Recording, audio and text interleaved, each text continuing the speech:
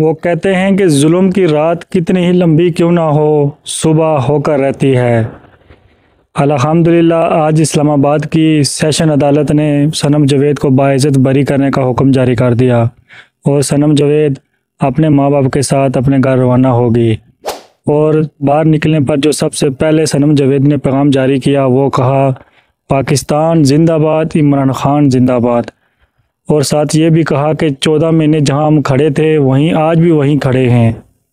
اللہ پاک سے دعا ہے کہ جتنے بھی پی ٹی آئی کے لوگ ابھی تک گرفتار ہیں سب کو اللہ پاک جو ہے نا وہ رہائی نصیب کرے، اور خان صاحب اور بشرا بی بی کو بھی رہائی نصیب کرے۔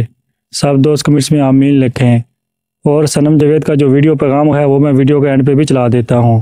کچھ کہیں گے آپ؟